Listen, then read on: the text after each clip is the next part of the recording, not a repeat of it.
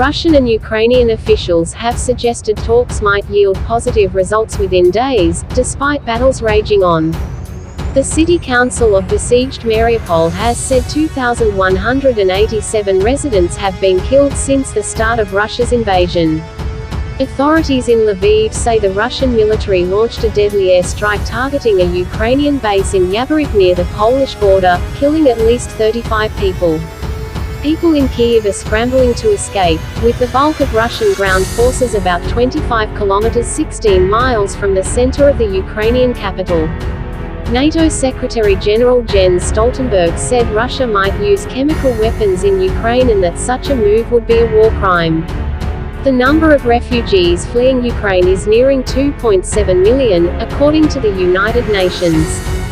Ukraine says more than 5,550 people evacuated from frontline cities. More than 5,550 people have been evacuated from frontline cities on Sunday via 9 humanitarian corridors, Ukraine's Deputy Prime Minister Irina Vereshchuk said in a video statement.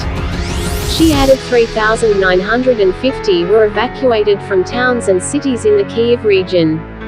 China says priority is to stop Ukraine crisis getting out of control. China's priority is to prevent the tense situation in Ukraine from getting out of control, its embassy in the United States said, responding to media reports that Moscow had asked Beijing for military equipment. The current situation in Ukraine is indeed disconcerting, spokesperson Lu Pengyu said in a statement. ICRC warns Mariupol facing worst-case scenario. The Red Cross is warning of a worst-case scenario for hundreds of thousands of civilians in the besieged city of Mariupol unless warring parties agree to ensure their safety and access to humanitarian aid. The head of the International Committee of the Red Cross, Peter Maurer, said in a statement that residents have endured a weeks-long life and death nightmare.